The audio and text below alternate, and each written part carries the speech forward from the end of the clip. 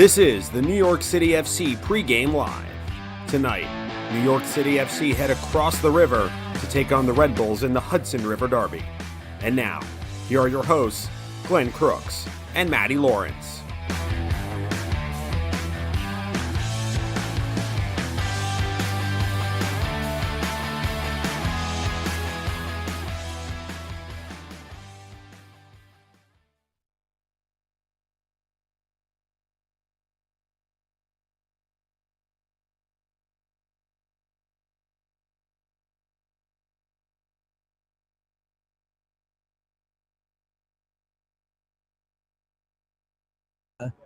There we are. How are you?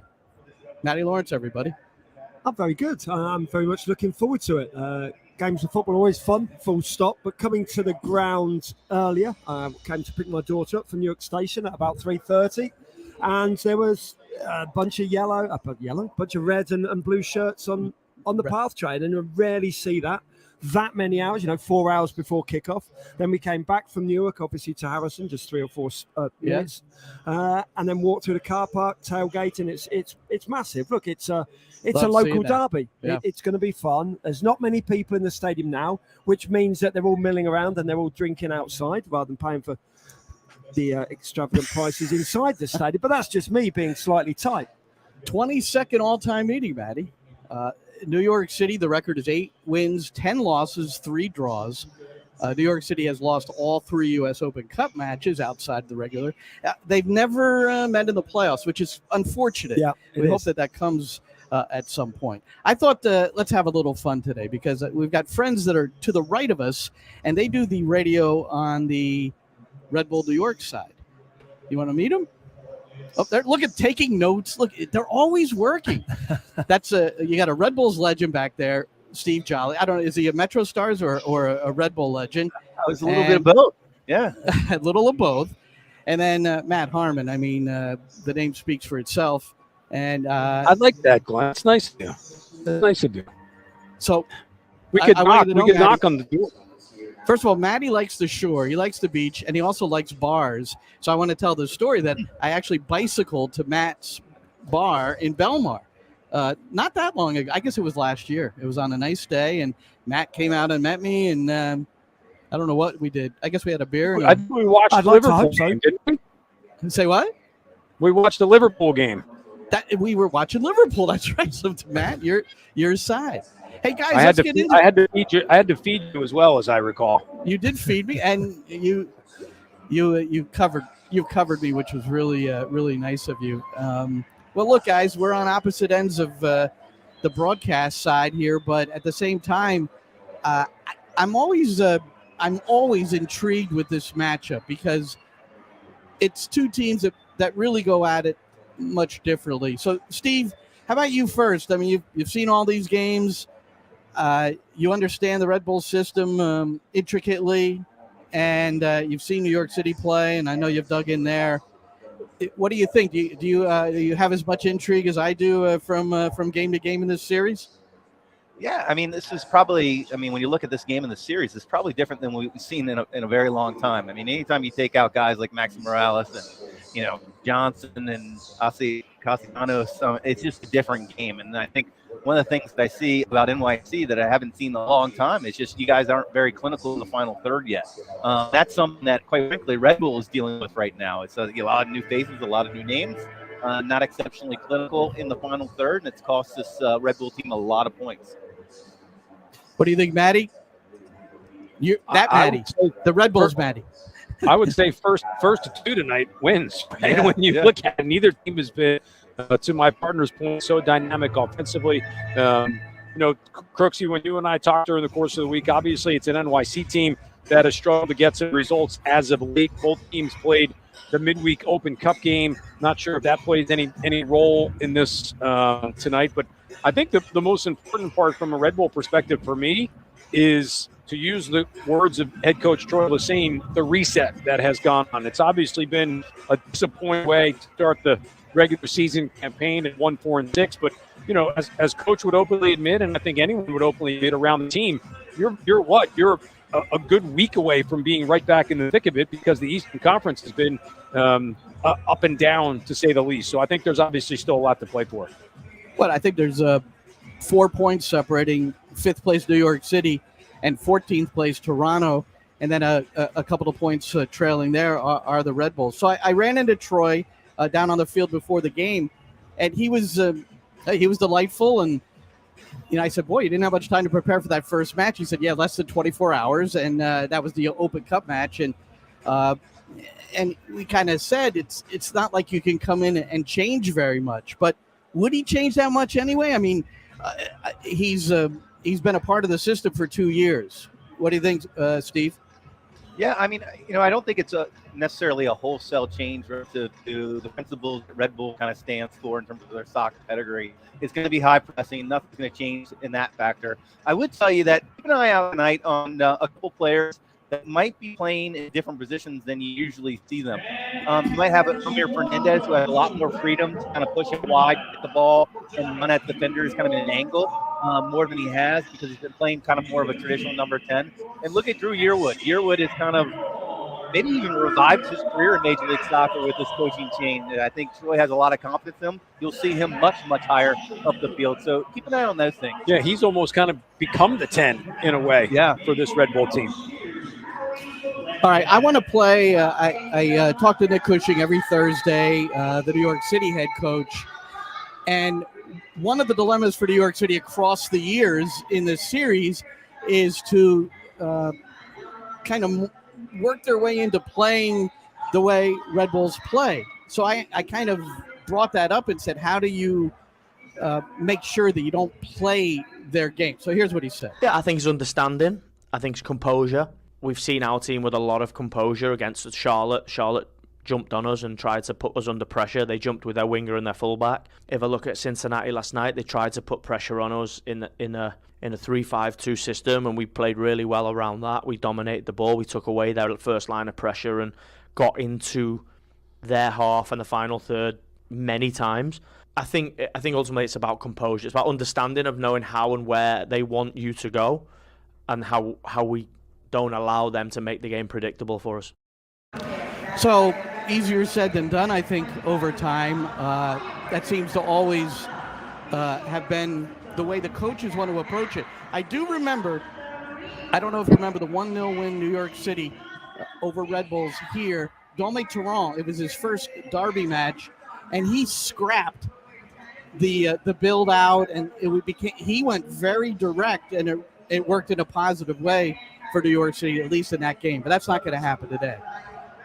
What do you think, Matty? We've said for years in this rivalry, we've always been surprised, I think, the way that sometimes NYCFC plays, especially at the games that have been at Yankee Stadium, but oftentimes here as well. I remember when that game that you're talking about, and I thought the approach that day changed the tide in the rivalry a little bit. Play direct, skip the midfield, go over the top a little bit instead of playing in the back. It's never made sense to us. Yeah, I mean, I've often wondered why they kind of played that kind of style of kind of build up that kind of plays into that high first line of defense for this Red Bull team. I would tell you that defensively this Red Bull team's a little bit different than they've been the last couple of years. We've got a very athletic back line. You got guys like Dylan Neal, Sean Nealis, and Reyes, who are very athletic. They have a lot of pace. They're good in the air. So the long ball is probably a lot more difficult than it has been over the last couple of years, and I think that's the reason why you're seeing this Red Bull team defensively. They've been stout. They've been pretty solid. I mean, there's been some freak goals that this team has given up, 3 or 4 that we've kind of talked about, a couple PKs, a handball, an own goal. But overall, got an athletic back line with 2 sitting number 6s, and so that longer ball is a more difficult way of playing. Our thing is, and this has kind of been our big struggle, is we keep on giving up that first goal. And it's usually a first goal that's pretty soft. And that just is not good enough. So it kind of is the case the rest of the game. Now, do I have it right that at home, Red Bulls have failed to score in the first half up to this point? We don't talk about things like that. I just want to talk about things like that. I just want to have. Okay. I want to have the accurate, statistical information. We don't get into things like that. I don't know why. I don't know why you have to do that. I thought this was friendly. That was not a question. That was a rhetorical statement he just made. That was not a question. I've got a question for the two. Now, Matty Lawrence, who I haven't let say a word yet, but you're going to speak Suits in a me second. fine. Poor guy. Poor guy we doesn't got- get to talk. He's a Millwall legend at the back. We got Jolly, a Red Bulls legend at the back. I want to ask both of you separately. What system would you rather play in? Would you rather play in a system like New York City FC, which is the CFG influence, where it's more build out, control, dictate the pace of the game, and I would say at least a little bit more intricate on the attacking side? Or would you prefer playing the more win the ball, even though it may have changed a little bit this season, but win the ball? And I always remember Jesse Marsh saying, if they ever play the ball negative, they have to go up on the chalkboard and write, "I'll never play the ball negative 100 times," where it's always positive and direct, which, has its success as well. So, Matty Lawrence, you're first. I always like to play more of the Red Bull style of play. That's just, maybe because I played football 10 years ago, 10, 20 years ago, rather than now. It wasn't, not so many teams played neat and intricate football out of defence, unless you were Barcelona, unless you were Real Madrid or Liverpool, say. Probably not 20 years ago, it wouldn't have been Liverpool, it would have been Manchester United. It suited my style of play, that's for certain. I'd have been worried being a defender, I think, playing the CFG style against the Red Bulls. I'd have been, as the guys said, I'm always flabbergasted when I see NYCFC relentlessly trying to play the ball out the back, rolling out the back. It absolutely sets me up as a Red Bulls player to actually just push on, apply the pressure, and win the ball back near the goal, which is obviously what they want to do. Right. I'd go long, and I think today it's very, very difficult for NYCFC. They haven't got a centre forward. It's tough to play long ball when you don't have a centre forward. But it's all about what you would prefer. So you would prefer playing a more direct style. Yeah. Steve, I mean, in your, if you're playing right now, today, what would you rather play in? Would you rather be a ball playing center back or an attacking fullback, or would you rather release the ball earlier? Well, there is the idea of what I think I like to play. What I could play is two different things sometimes. Yeah. Here's what I'll tell you. I think, Matty, I have learned in the last 5 minutes that there's 3 things that we agree with: beaches, bars, and playing kind of a simplified defensive order in the back line. I felt like even, here via Metro Stars and Red Bull time, we played better as a team when it was 3 in the back. And the reason why it was 3 in the back is because, quite frankly, they wanted to dumb down the responsibilities of the defender. It was like, you take this guy, we'll have somebody free, and if it breaks down, we'll figure it all out. But it was a simplified defensive order to things, and I think that helps at least us in terms of how we were organized going forward. I'm just looking at the lineups before. You guys have to go, right? Don't you have a pregame show at 7? Yep. So we've got any surprises in the lineup? It looks like Yearwood is back in. Not for us. That's like kind of what you would thought it would be. Say it again. It's kind of what I think we would have thought it would have been coming in when you factor in a lot of the injuries and anything else like that. And then New York City coming in with it looks like they're going to go 4 at the back again. They were 3 at the back against Cincinnati. Well, boys, that was fun. Let's do that again sometime at maybe the next Derby. What do you say? I would say this real quick before we go. You said if either one of these guys played today, I think it would be frightening if either one of them had to play today. I don't know anyone. Steve has always said he can give 5 minutes at the end of the game. He'd be a perfect time waster if needed. No, we should assign these guys up for the $1 million take all 7 aside down in D.C. They could probably handle that. 7 aside. Man. I'd probably like my performance at the bar more than the field right now. Let's be honest here. We'll meet up at Matt's after the game. All right, guys. Take care. See ya. Take care, man. All right. Oh, it was fun. That's Matt Harmon and Steve Jolly, and they do the radio for the Red Bulls. So it's a home game for them. So they're available on the drop down. So if you happen to be a Red Bull supporter and you're watching right now, make sure you go to them. For us, I'm giving you instructions. I think it comes out at 7:10. I learned how to schedule tweets. This is one of the most exciting moments of my week. What you're saying. My week. I thought you were going for another four-letter word then. No. Very exciting. So I don't have to and of course that's been available forever, and I just didn't know. but at 7:10 you'll get the sync. So it's all about syncing our audio with the video that you pick up on Apple TV. So Matty, it's the Derby match is, there's always something special to it. You described the fact that supporters are a little bit more juiced up. Absolutely. Leading into this, and that's the way it should be, right? Yeah, not just more juiced up, but obviously more of them as well. You've got more away fans, obviously, because it's a derby game. It's the same anywhere in the world, really. And look, when you're seeing people, as I say, people on the path train at 3:30, 4 hours, 9 minutes before kickoff, you know that people are getting excited. You know that people are starting to congregate in the parking lots very, very early on. It means that alcohol and food's getting involved. Hopefully it means that friendships are being formed as well between home and away fans too. Nobody wants to see any trouble, whether it be in the car park or on trains after the game. This should be a really good game. And look, what you always say in derby games, isn't it? It's a bit of a cliche. The form book goes out the window. It absolutely doesn't matter whether you've won the last 10 or you've lost the last 10. You know full well that you find that extra, whether it's only half a percentile point, to try a bit harder, or you're focused that little bit more. I know you shouldn't be as a professional athlete, but sometimes you realise quite how much it means to the fans, and you hear it all week long coming into it, and you're going to hear it in the neck, in the ear, if you lose as well. So I think that there's an added little flavour in these derby games, and this is certainly a derby game. It may not have been around for decades and decades and decades, but certainly it's grown into a very strong rivalry already. And Wayne's going to watch from London, so he's going to stay up late. And remember to sync, Wayne, audio and video. Would you do that, my man?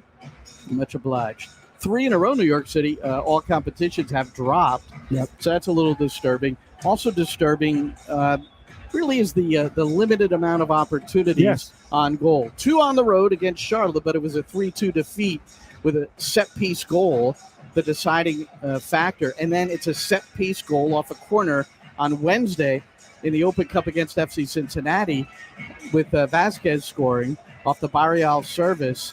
So 8 of you can focus on this, or do you focus on the attacking side and try to create more big chances? But 8 of the 15 goals surrendered this year, all competitions, have been off of set pieces. So, and Nick Cushing during the week, he's not hiding from it. It's like it's a problem. But I think you look at that so closely and you focus on that when I think the chemistry of the attack, they want to play the way they want to play, but you've got to get more than one shot on goal, which was the total against Cincinnati. And that was James Sands off a corner. Thunderbolt header, but it was right at the keeper. Yeah, look, you have to focus on both things, of course. But I think for me, if I'm head coach, or for me, if I'm a player, you can simplify things defensively. Certainly from set pieces, it can be, let's take any grey areas out of it. You pick your 5 best headers of the ball, go and mark their 5 best headers of the ball, and then anybody else who's found free, go and mark a free man. You can do that simplistically. The way they've been defending so far hasn't worked. Why not change something just for this specific game? Make everything completely black and white in terms of defending set pieces. But then you're right. It's got to be very, very worrying that you're not creating chances when you've got the quality of the players on show here. When you've got Tyler Magno, Santi Rodriguez, Gary Pereira, you've got Parks and Sands linking up with them as well, Richie Ledesma. That, for me, is almost more troubling than conceding the goals from the set pieces. Look, as an ex-defender, I always will highlight that. But I can also see that something's going drastically wrong if you've got that many quality, technically gifted players in that final third of the area and you still can't create chances. Something's not ticking.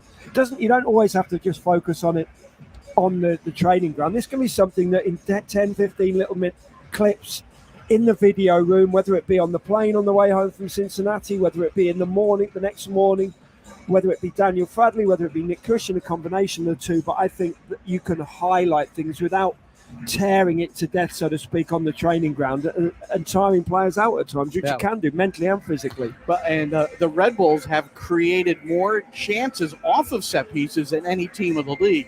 They haven't necessarily converted at the rate necessary. But their starters are Coronel in goal, Reyes, the Nealis brothers, Yearwood, Harper, Fernandez, Caceres Jr., Tolkien, Barlow, and Edelman. And New York City FC, you've seen their starters scrolling. So let's just cover that briefly, Matty, before we break and get ready for our live commentary. Baraz in goal back in after Freeze made his debut. Chanot, Gray, Martins, and O'Toole. That'll be a back four, it would look like. Magno, Pereira, Rodriguez, and Sands and Parks are in the midfield. So it's a matter of who's the striker. It looks like it could be the false nine again with Rodriguez and Ledesma sitting in close to him. And as Nick Cushing said earlier in the week, and you'll hear it on our pregame show, which begins at 7:15 on the network, he said, well, when we scored 3 against Dallas and we used the false nine, everybody applauded it. When it didn't work so well in another match, it was a disaster. When Gabe Siegel played striker at New England, and the overall analysis of the game was that it was a fairly well-played game. It's like, well, he didn't score, but he created opportunities. But then he doesn't do so well in another match. And so patience, I guess, was the that'll be the word that we end with here. What do you think? Yeah, patience. absolutely. Patience. And also then you're looking for consistency, aren't you? Yeah, I agree with being patient with players out there on the field, but the players themselves have to be consistent. I think the problem it's been so up and down, and predominantly that's been at home. They've been very good, NYCFC, and away from home they've been god-awful in terms of production and conceding goals. So that's what it is. It's got to be the consistency before we can or can't talk about whether the false nine works, whether Gabe Siegel works, whether Titus Magno works. It has to be something has to work over a number of games. It can't be we're good at home and we're not away. He also said something like we have 2 or 3 other options. That was New York City, by the way, warming up to our left on the screen that you see here at Red Bull Arena. 22,000 pre-sold. There's still a lot of people that need to get into the park. But the kickoff is still a while away, not till 7:39. But he talked about maybe even 2 or 3 other possible iterations, which would be interesting to see as well. I'm not sure what that would be. No, nor am I. And look, anything's possible, isn't it? But again, does that tell you that we as NYCFC or as a coaching staff, they're still striving to work out what's the best option? And we're 11 games into, we're a third of the way through the season now. So, and again, we're going back to the word, patience, consistency. And what happens when you've got lots of young players in a team is they are inconsistent. And quite often, young players don't have that strong mentality which you need to go away from home and play well. It's looking for the consistent lineup and then the consistent performances within that lineup. New York City is 4-4-3 coming in, Matty, in 5th place in the Eastern Conference. But there are 5 teams on 14 points, including Chicago, a notch below the playoff line in 10th place. But Chicago earlier today defeated St. Louis. It is rivalry week in MLS. Some of the matchups are rivals. Some of them are not. The one here certainly is. The Red Bulls are in dead last. 1 win, 4 losses, and 6 draws. And that's what is facing the new coach, Troy Lesesne. Yeah, and it's tough. Look, when Red Bulls are only one of 3 teams to have won 1 game out of 11. Yes, it's disastrous in terms of wins, but it's not disastrous in terms of the season. They're in bottom place. They've won 1 game, yet still they're only 5 points off the playoffs. So nothing is lost, and that's the beauty, if you want to say that. That's the beauty of MLS, isn't it? That you can be very, very bad for large swathes of the season and still find a little bit of consistency and be in the playoffs. And before you know it, you can be looking towards winning MLS Cup. Adding 2 playoff teams to either conference, Eastern or Western. 9 go from each conference into the postseason. All right, that's going to do it for us on this NYCFC pregame live. Thank you so much for joining us. For Matty Lawrence, I'm Glenn Crooks. Chris Sakonis will also join us. He's our halftime host and postgame host on the upcoming live commentary beginning at 7:15 on the New York City FC network, nycfc.com/radio, also the NYCFC app and the TuneIn app. All right, enjoy the game, everybody. And sync up.